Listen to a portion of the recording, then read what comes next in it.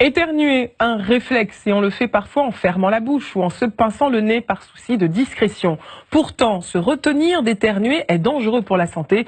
C'est ce que révèle une étude britannique qui cite le cas d'un homme qui s'est retrouvé aux urgences avec le cou gonflé après un simple éternuement. Alors quels sont les dangers? Eh bien, une déchirure de l'arrière de la gorge ou encore des lésions dans les tympans.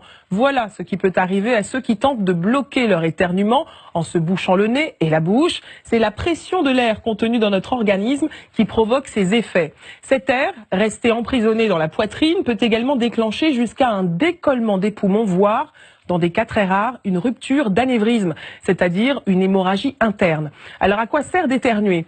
Eh bien l'éternuement a une fonction simple, nettoyer le nez de tous les intrus qui s'y trouvent.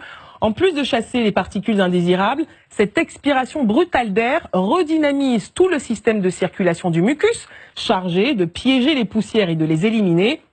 En résumé, laissez-vous éternuer et veillez à le faire dans le creux du coude pour empêcher les virus de se propager. Les micro-éclaboussures remplies d'agents pathogènes peuvent en effet être expulsés jusqu'à 7 mètres de distance et à une vitesse de 200 km/h.